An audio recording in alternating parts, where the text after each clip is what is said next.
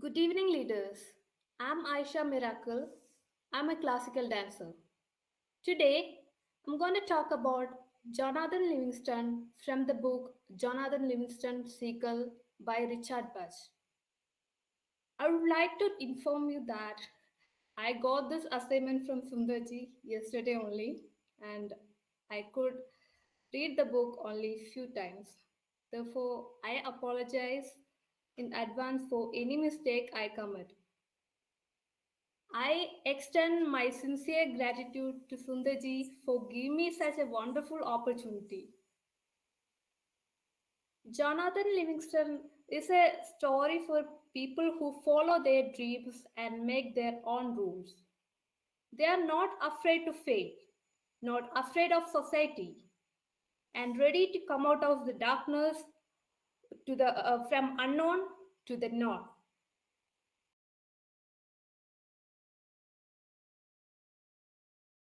Narendra Damodardas.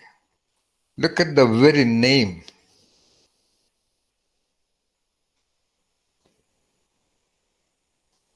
There is something very unique about that name, something very unexpected about that name, something very uncommon about that name. Rather a unique coincidence about that name. Can anybody say? It seems like Two two words. surnames. One, two. So two words starting with the same letter. All right. Two, three. Yeah, that you may have to find out some linkages out of the name, beyond the box of the name. Sir, one Yeah. Narendra and Das are sort of opposite meanings. Oh, that's beautiful. Yeah. Narendra. It means among, yeah. By the way, how do you explain that, please? Narendra is like Nar plus Indra, I think. Yeah, of course.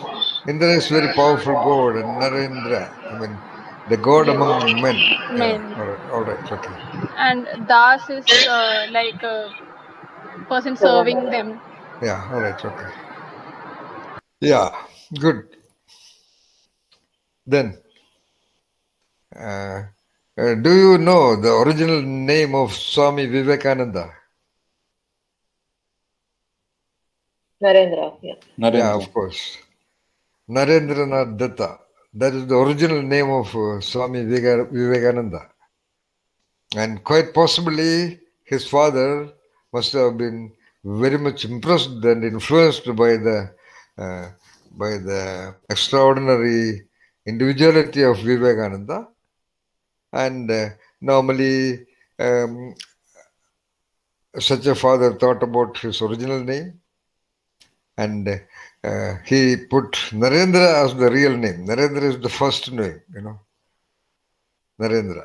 So that is again a coincidence. It is a beautiful coincidence in the sense that just after a week of his marriage, no, not after a week of his marriage, yeah. He got married at the age of 18 or so, and within a week, he uh, decided to get out of the convention of married life, and I think straight away he proceeded to uh, the Belur Mutt in Calcutta. Belur Mutt is the first establishment of Sri Ramakrishna Mission. The Sri Ramakrishna Paramahamsa. You know that Vivekananda was a close disciple, rather the most famous disciple of Sri Ramakrishna. All right. And the head office was in Calcutta, and that mutt is even now there. It is called the Belur Mutt. That is the central office of Sri Ramakrishna Mission. And all the way from Ahmedabad, he traveled, the young Narendra Damodardas traveled to Calcutta to join Sri Ramakrishna Mission. So you can imagine what could be the possible, probable background drivers that forced him, that compelled him, that inspired him to go That time there was not only in Belur, there was ashrama in Almora, then in Rajkot, 3 places. Okay. So first he went to Belur, and the most significant turning point, I would say, is that the authorities of the Belur Mutt, I would say, just rejected him. There is something very existentially significant there. A young man, I think he was very appealing, reasonably tall, very sturdy, very firm body, because he already was what you call a disciple of RSS, Rashtriya Swayamsevak Sangh. He joined RSS at a very unexpectedly young age of 8 years old. And he continued as a regular disciple of RSS activities, so-called RSS Shakha, till the age of 18.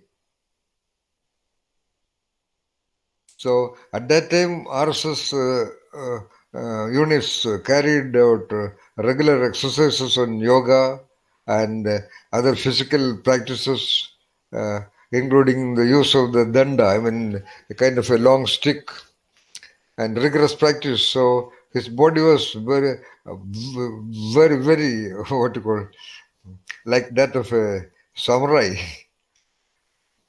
So with such a body and expression on the face, trained from age 8 to 18 in the RSS unit in whichever place, he reached Belur Mutt and he was rejected. Just imagine. A true Jonathan Livingston Seagull.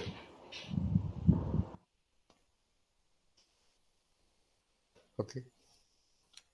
And I am just making a creative analytic attempt to explain and interpret what made him such a remarkable individual. What factors must have contributed to his evolution from an ordinary boy who was selling tea in a remote railway station, becoming such a wonderful guy to the level of the Prime Minister of the one of the greatest nations in the world, our very beloved India. One of the most popular Prime Ministers India ever had. So how that was possible? How one of the birds became Jonathan Livingston Seagull? That's a mystery. How a small tea-selling little boy from a remote corner of Gujarat became the Prime Minister of India?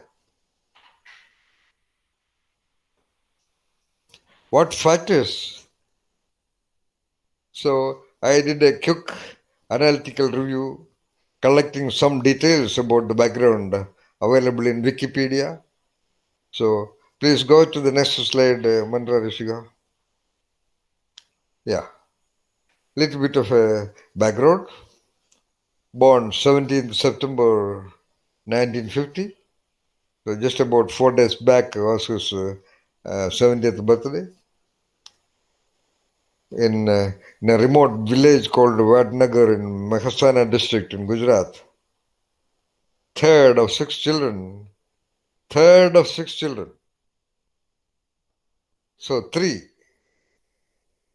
third, that's also very important. We usually used to discuss the significance of Trinity. Third of six children, that's also very important. 6 is the double of 3. So third of Damodardas Mulchand Modi and Hiraban Modi, who belonged to a so-called repressed, suppressed, nobody would bother kind of a community who traditionally used to extract oil from various seeds.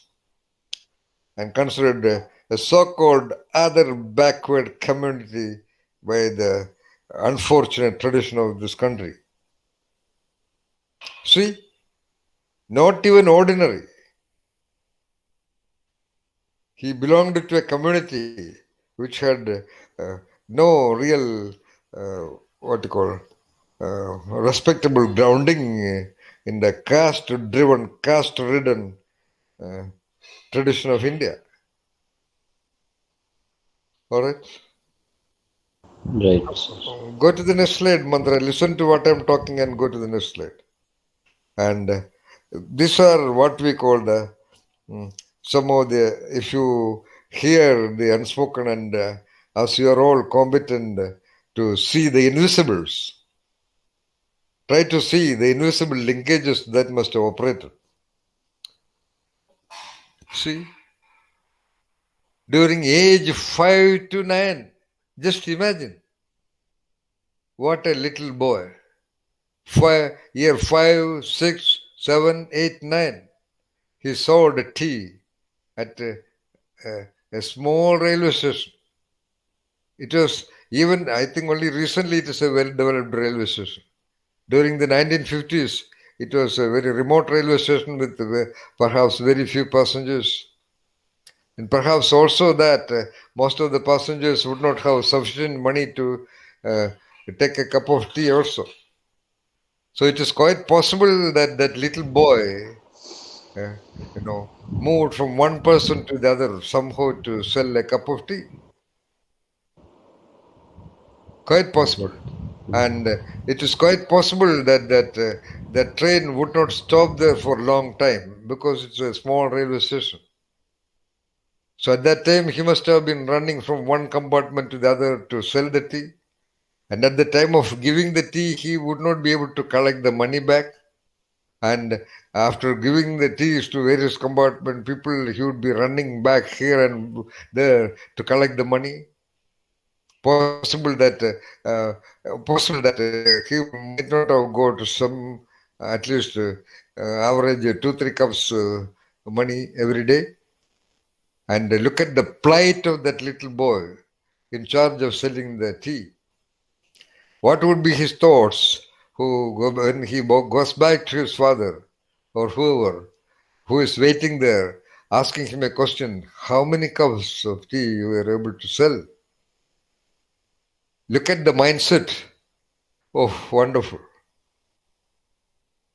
Actually, I feel tears in my eyes right now. I don't know whether you can see in the light. I have really teardrops in my eyes when I am able to see the referend, Naveen. Sir, We are all trained to see the referend. object. When perhaps the millions of Indian citizens are talking the story of the so-called Prime Minister of India, as once upon a time he was selling tea.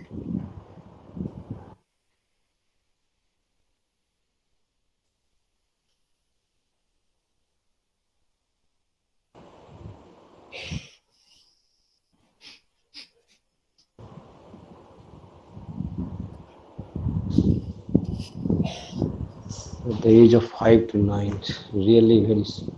Yeah.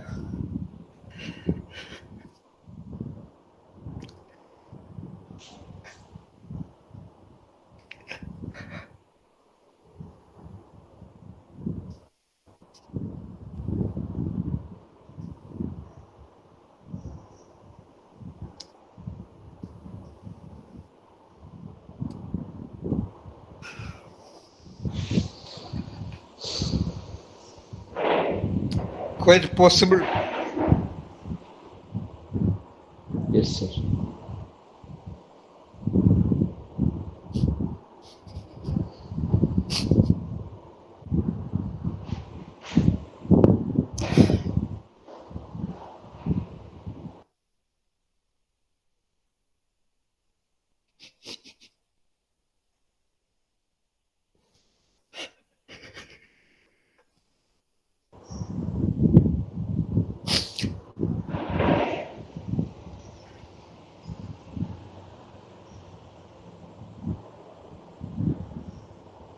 Yes, sir. Every day in that railway station, which was not crowded by people, he would be sitting in a corner and wondering about and waiting for the next train to come.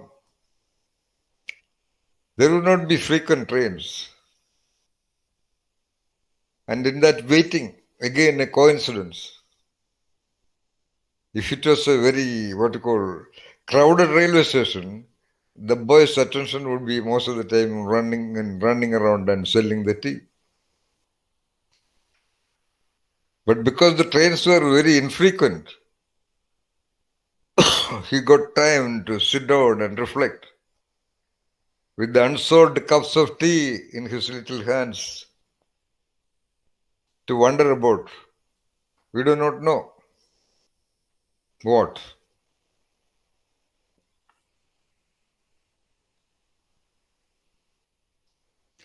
Of course, the sales of tea must have been much less. That's why they had to let her go, shift to a nearby bus terminus, where there will be more buyers for the little boy's cup of tea.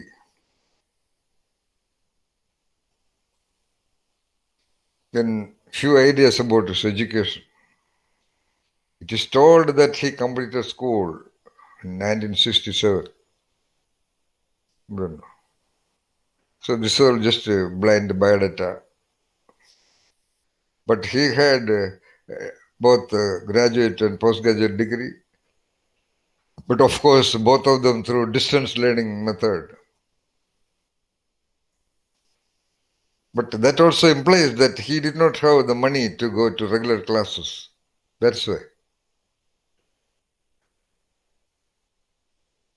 Then the turning point of his marriage. At the age of 18, he was more or less compulsorily betrothed to 17-year-old Jasoda Ben. Within a week, he abandoned the bride and left home.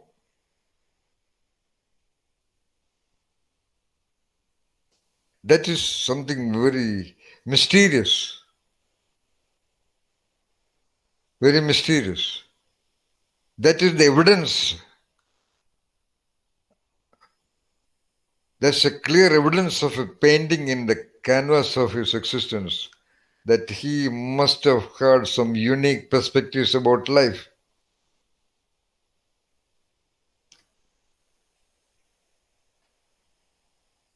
Because at the age of 18, normally an adult boy, and by that time he was very healthy, because by that time he joined the RSS unit, and at that time I know very well what happens in an RSS Shaka.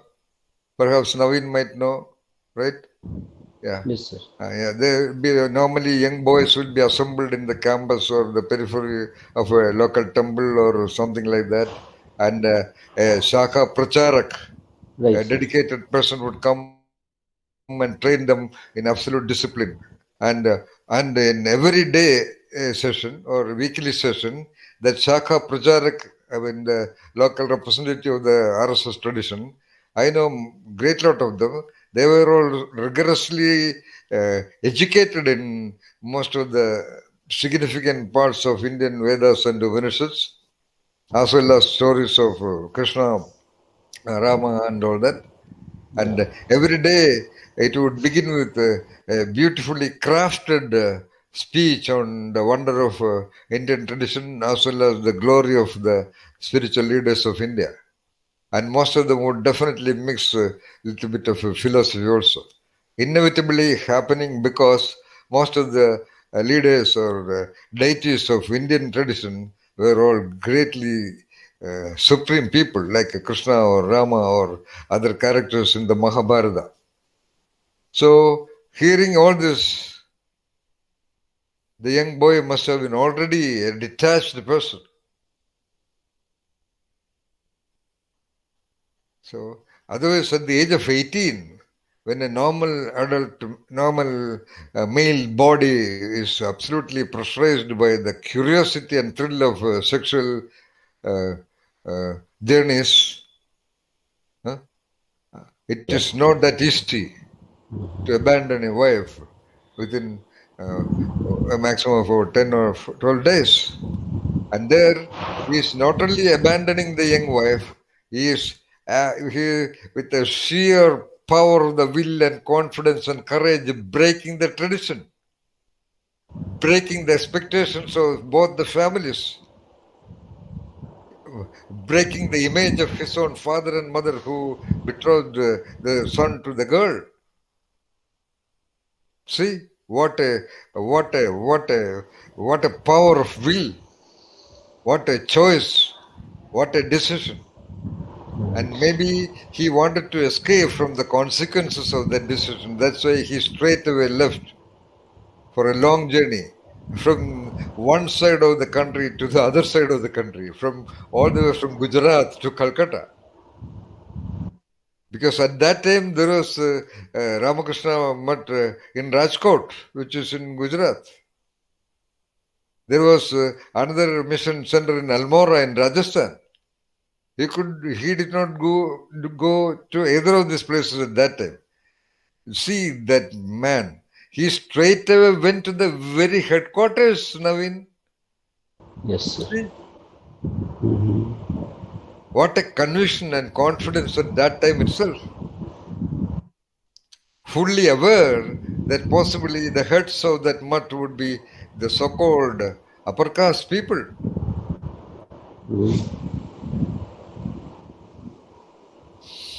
See, Right. so that's what is written. Joined RSS Shaka at the age of 8.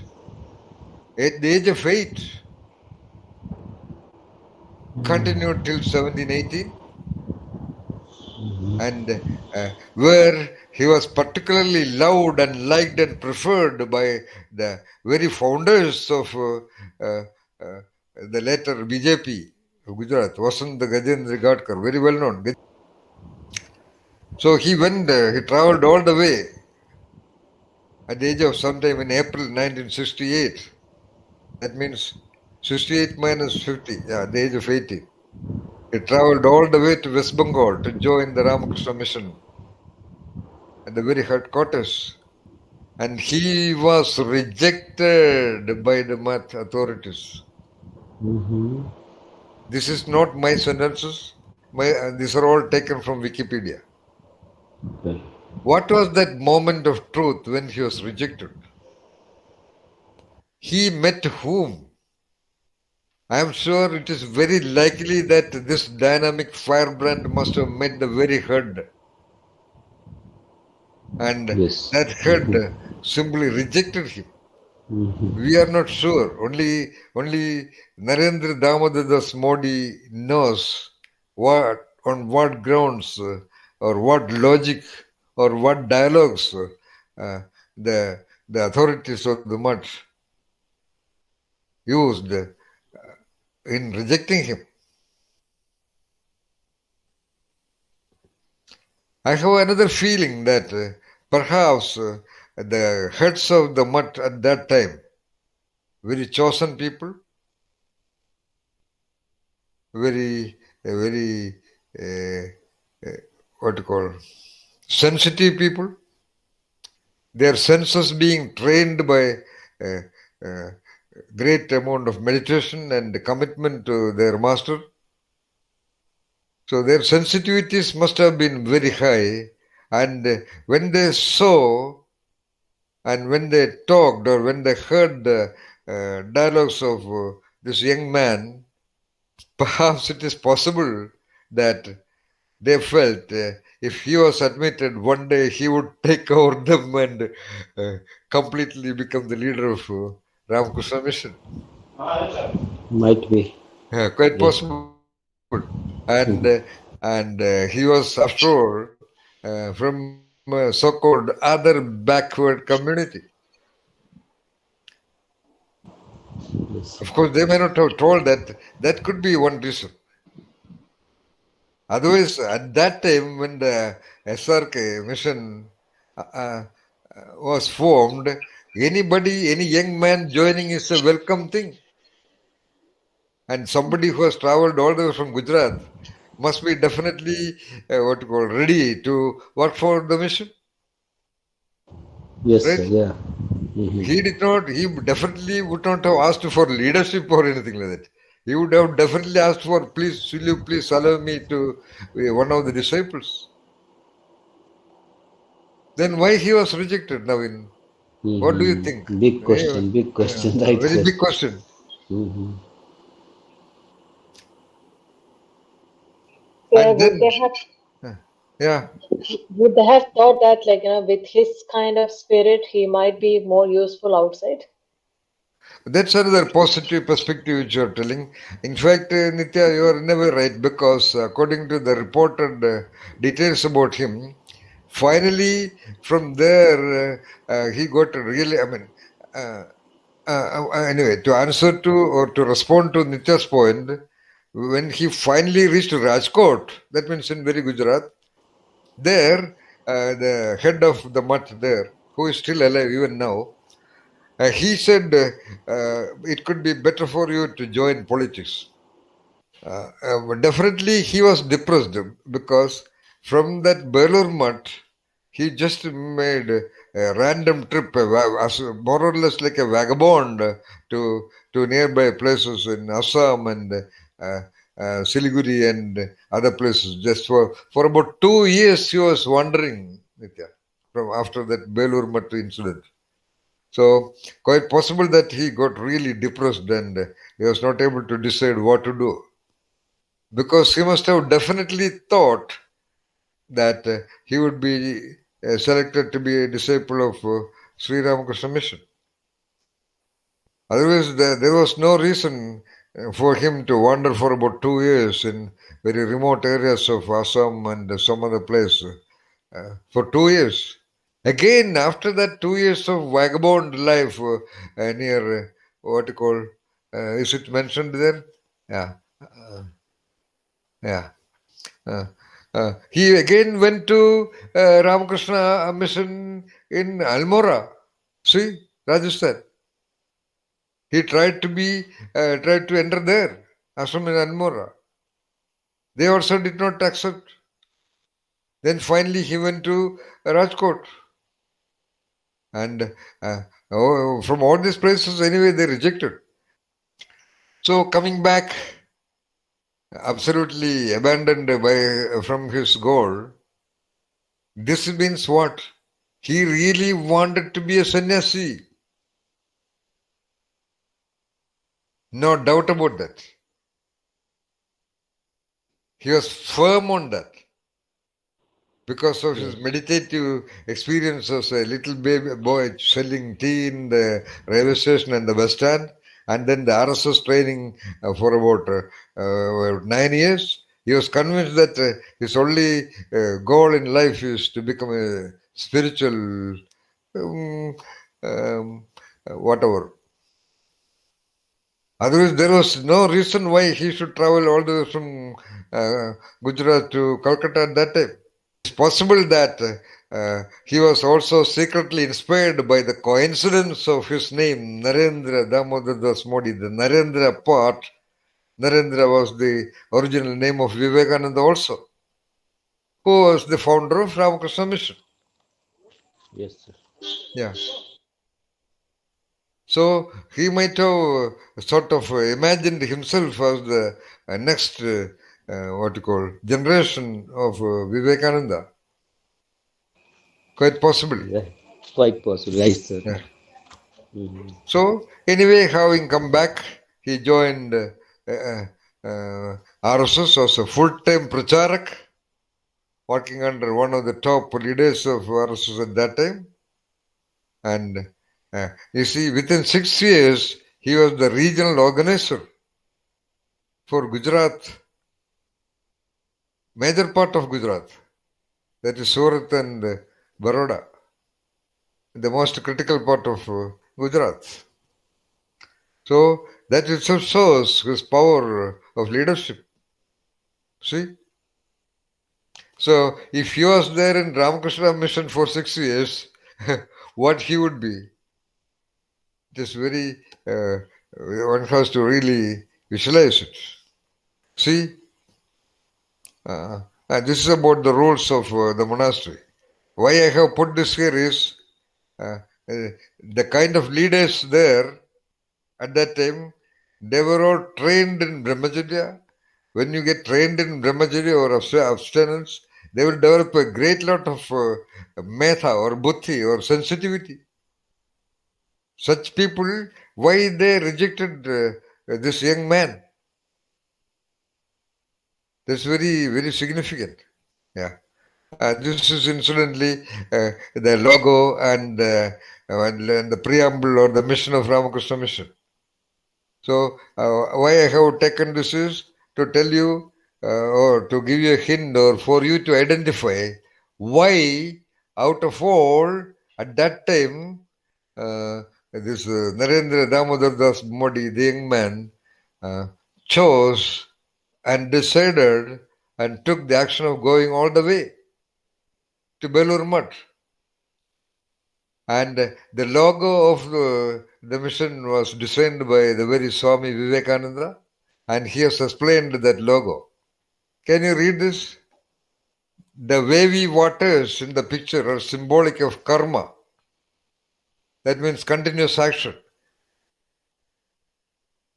The lotus represents bhakti. And incidentally, lotus is the logo of the Bharatiya Janata Party. And the rising sun of wisdom. The encircling serpent is indicative of Raja Yoga, what you call, designed or created and developed by the very Vivekananda. That means yoga by yoga, disciplining of the body, mind and spirit. And the serpent also represents the awakened Kundalini. Kundalini is the last part of the spinal cord. The end part of the spinal cord is coiled round into the lowermost bone of the vertebral column, a triangular formation which is called the coccyx, COCCYX. So that is that's called the Kundalini. And the sun in the picture stands for the Supreme Self.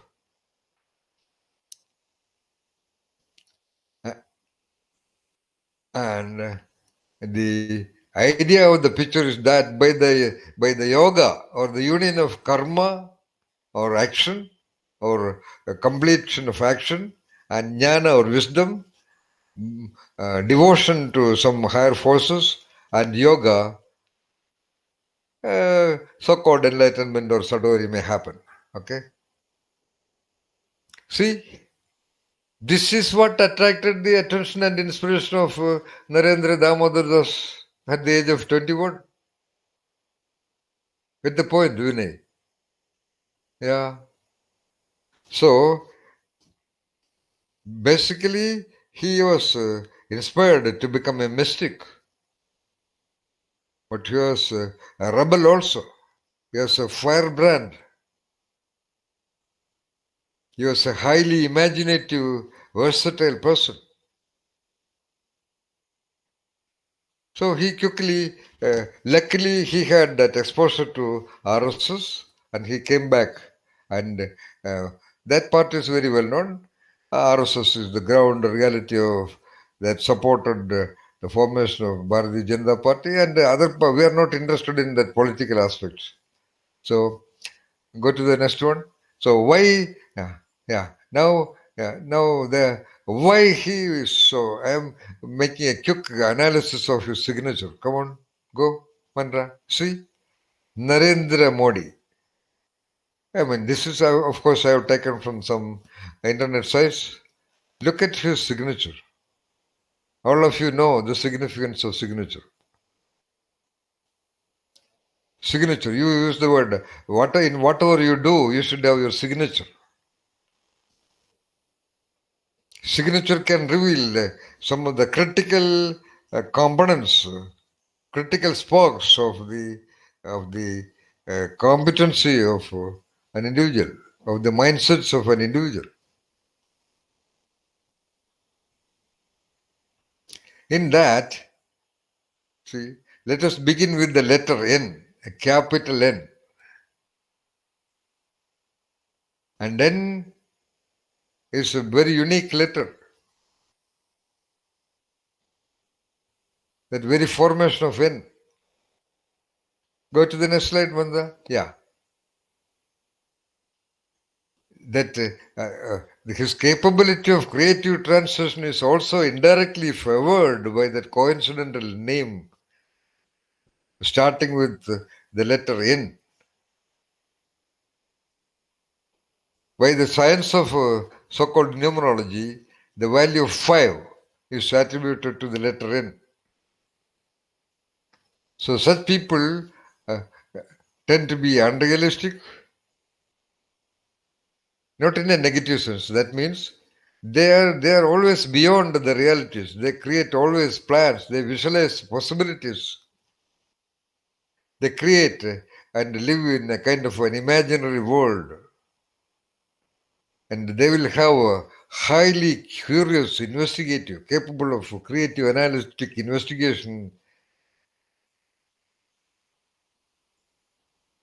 And again, the letter N.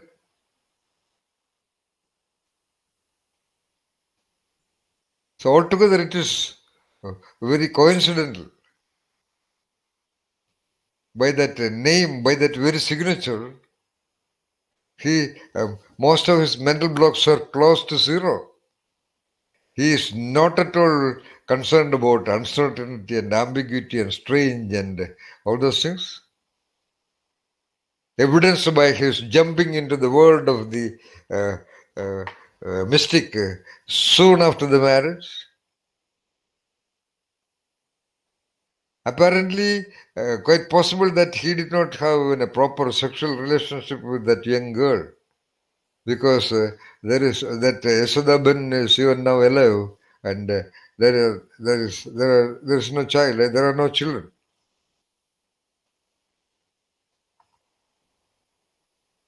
And by that structure of the N being in the center of a circle, you can see, look at it. It is look at it with a different perspective. It is kind of a circle drawn on the ground, encircling.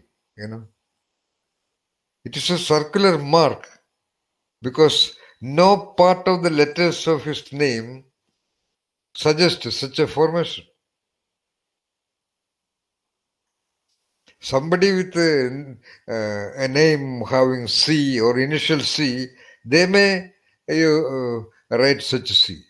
But here there is no C, or there is no letter in his name which can be converted into that design. So it is a real circling of N with the bottom portion open. That means by his activities he will collect all the people and put under his control and guide them in his line. He will encircle all the things and get them under his control, because he has great competency of communication, great logic, great dialoguing capacity. That also is indicated by having the number 5 with him. That power to imagination, power to visualize, power to create a new world, the tendency to break the norms and create his own rules and styles, and all that is implied.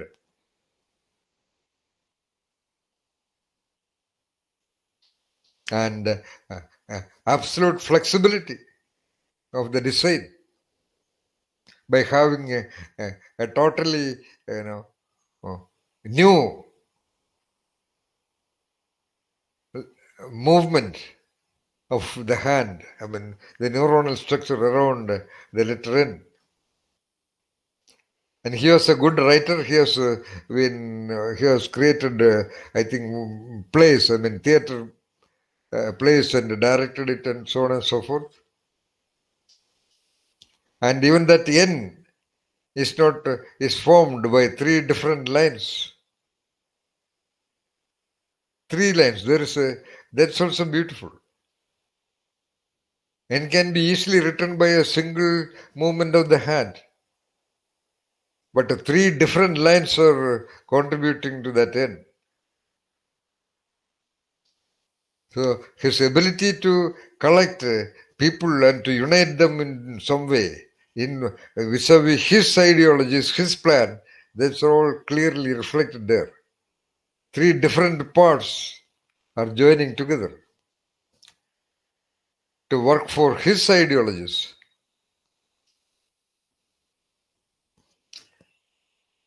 So he is really Jonathan Livingston Seagull, undergoing the transition from that railway station and through the training grounds of the RSS Shakha, and in his that journey from Gujarat to Calcutta, being rejected there, and then wandering in Assam and those regions, again trying it at what you call Almora, once again 3 times, the 3rd time going to very Rajkot in his place, and finally resigning that idea. All these are so-called failures, ridiculous failures. And at that time, what future for RSS? What great thing? RSS was just going on. That's all. So again, he joined back RSS, not to do any work, not to continue the work of the family, not to go back to his own marriage. I mean, that great lady, where he could go. There was no so-called divorce or anything. He could have gone back to her. He did not. Instead, he joined RSS as a full-time worker. And from there, it is the flight. It is the flight.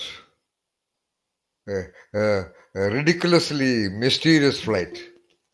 The great courage and confidence to do what he wants to do without being bothered about what other people say. That's also revealed in the signature. He is just not concerned about. He would just not care for others, what other people say and all that. If he decides, he will do something. That's also indicated in that signature. And he is willing to break all kinds of convention, whatever be the consequences. So that transition, that transformation of that T-Cell boy to the Prime Minister of the country. And you see what he did. He decided to go to every other major countries, nations in the world, and directly met the head of that nation and created a linkage, created a connection. No other nation has done such a thing in the history of the modern world.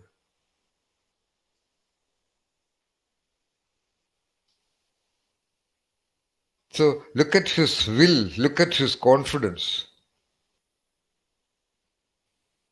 And he was so sensitive because he was a theater guy also. That sensitivity also is indicated. He is very gentle. He is actually very gentle-minded person at the core. Though he is, let us say, that way he is a very unique coincidence. He is on one side very gentle, easy to please, do anything for his people who appreciate him. He can be easily, in fact, he can be easily managed by praising him and liking him and all that. He can be easily pampered on one side. Okay. At the same time, he will do something maybe even against the expectations of other people. And he is quite capable of covering up certain details. maybe capable of even pretending somebody other than what he really feels, very extremely diplomatic and quite capable of logically, let us say, convincing somebody and getting his point acceptable to that person. That is his flight. And see what he has done. He has sidelined all the stalwarts of the party.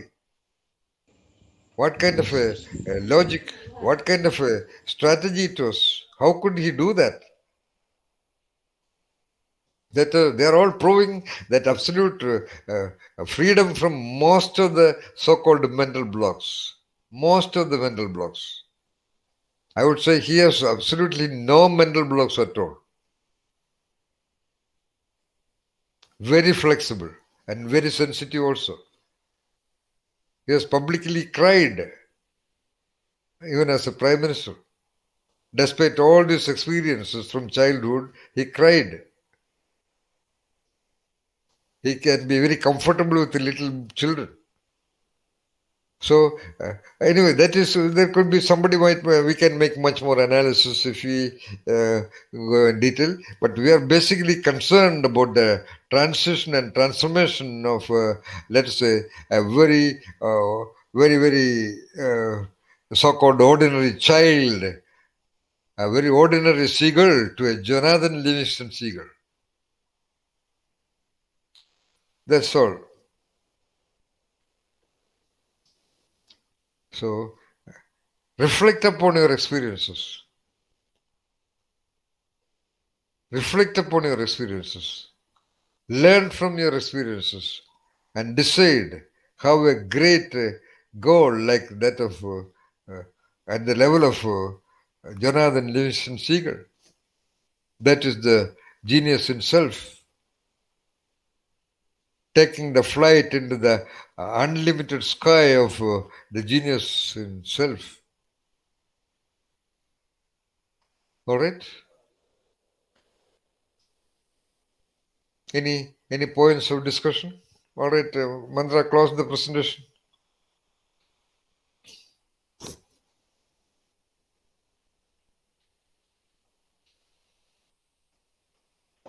Sir, After a long time, I had really tears in my eyes.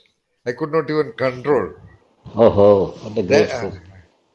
that is the power of referent reality perception. Because I could really see that little boy. Yes. And when I could not control my tears, I thought that little boy existed so many years past, and that little boy is now one of the most powerful leaders in the world. Why should I be,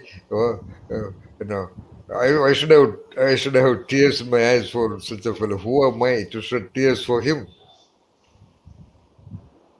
But when we become masters in referent perception and referent reality perception, we just cannot escape. It is like you're just observing that little boy walking alone in the daytime and maybe in the nighttime, sitting under a tree waiting for the next train to come with the cup of tea or the kettle of tea in his hands.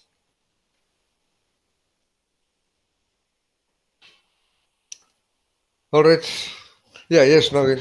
Sir, I have gone to Badnagar, the birthplace Wonderful. Oh, great. You are a person from Gujarat. Yeah. yeah. So, I went there exactly almost 7 years ago, okay. and even at that time, Badnagar is hardly a place of almost a population of 40,000 or 50,000.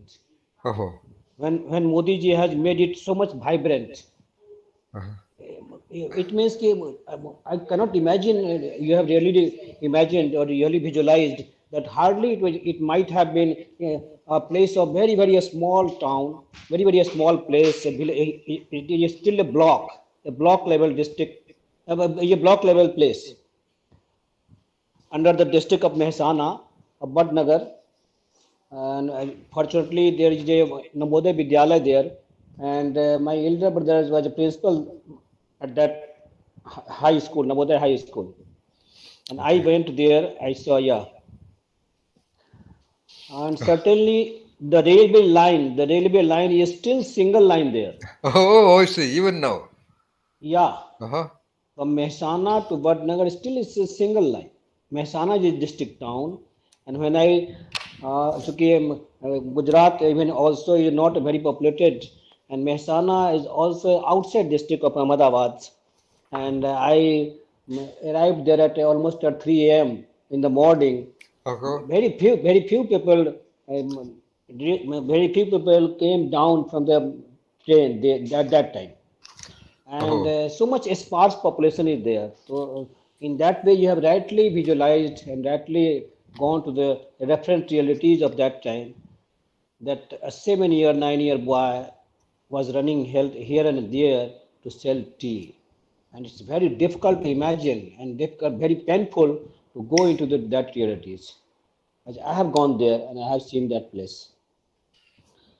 So tears are bound to roll there if one can really go through the boy of that time. yes, Naveen. And Yes. he has such a tremendous flight, really a seagull flight. No It's doubt about very that. very sir, sir. And see the kind of things he has done to this country. Whichever, we are not Exactly. making a political analysis or Yeah, anything. yeah. The That is kind another thing. of drastic steps, like demonetization, for example, Yeah, nobody can dare, sir. Nobody nobody can can dare. even Many, many. think about that. Yeah. Yeah. It may be right or wrong. Yeah, we That may be are, of course, debatable. we are not sitting here to make value judgments. We Right, are sir. looking only at the level of gravity of action. Like I have written the book Master Thief, we are not Yeah, making judgment. We are just looking at the competency and the daring of that seagull to take that flight. many times demonetization was thought, but nobody dared. Such a tremendous exercise was to do that into that. And his And argument, yeah, yeah, that's correct. many more things. Article 350 is to touch the issue of Kashmir. Nobody was daring. Of Nobody can course, do that. yeah, exactly. He declared it as an official state of the country, right? Yeah, certainly a boy of such a simple background, and his flight is beyond imagination.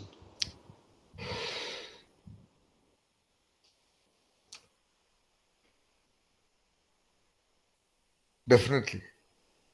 Yeah. Any more creative analytical observations about the uh, Prime Minister of India as a Jonathan Livingston Seagull? So I was somehow under Yeah. the impression that I was selling tea from one end of the train to the other. That was the picture that came to my mind. I never looked into Wikipedia or anything. But the picture that comes to my mind when I hear that Modi is selling was a tea seller. So he goes about from one end of a long train to the other end. So he keeps on interacting with lots of people. Some people buy, some people don't, some people pay, some people don't, and from all different states of the country. So that is how he must have made a mental analysis about the people and the different states. So I somehow get the feeling. I thought that way about his Yeah. political career. So that would have influenced his way to judge people from different states or different people who will buy or who will not buy. Beginning from that sort of an judgment. Who will buy, who will not buy, and so on and so forth. Yeah, okay. So who will Yeah, take but that's votes? a good visualization. Yeah, very good visualization. But quite possibly the trains that were running at that time would not have that intercompartmental connectivity. Yeah. Yes, sir. Yeah, yeah. I think even today, hardly Because 10 or 20 because trains. even now it's a single gauge, Yeah, what you call track. Yeah, yeah. yes, sir. Only modern trains have that intercompartmental connectivity. But you have visualized the referent reality. You have all the freedom to visualize referent and its reality the way it appears feasible to you. No doubt about that. The essence is to get a picture of the feeling and the mindset and the experiences and perceptions and the reflections such a boy must have done. Must have done. Evidenced by his current stature. That's all. Like Steve Jobs, like Socrates. That's what we have to do. The evidence is there. By this evidence, we can be really sure about what all things we have just now reflected upon. Otherwise, it is impossible, because there must have been thousands of children selling tea at that time, maybe in Ahmedabad railway station or Vadodara railway station, or definitely in Mumbai, in Delhi, in Calcutta, in Chennai. Okay, thousands of children. Like as I told you, uh, more than 80% of the highly original individuals, I mean so-called creative geniuses in the past as well as the present, most of them have had a low background, troublesome background. And first our longitudinal research also observed that a great majority of the sample were born and brought up in absolutely backgrounds, but obviously they all lived a difficult childhood. In which case, millions of children have been living in difficult childhood. They did not become. That's why we are trying to. As Veena also mentioned, he must have interacted with people, but what kind of interaction? I even visualized when I was trying to see the possible, probable referent of that time. I could even see, which I am sure, very, very sure, because when I see, most of the time it is right. He must have been sitting one day under a tree, and then at that time there were so many sadhus, so many wandering mendicants. Even now that they are there, especially in Gujarat. And Gujarat is a place of a particular kind of people called Akhoris. Akhori. They are very, very extremely different kind of mendicants who have abandoned everything in life and they live mostly in the forests and things like that. I suppose he must have come across an Akhori, or Akhori was sitting there and the little boy went there and entered into dialogue with that person also. Quite possibly. I am very sure. Because without such a remarkable kind of a turning point, the making of the current Narendra Damodardas Modi, the Honorable Prime Minister of India, is not possible. No doubt about that. Yeah. Anyway, in the history of the modern world, no heads of nations has done that. They might go to 1 or 2, 3 countries by invitation, that's all. Exactly, sir. We have all had the lack of relatively more comfortable things. What do we lack? Okay, I don't mean that reaching the position of Prime Minister is about everything in life. That is his flight. What about your flight? What about the Janardhan Livingston seagulls hiding inside every one of you? What is blocking it? I'm not telling that you resign the job or you abandon the family to go and all that. What is the possible flight of you in your track of existence, in your path of existence? That must be considered.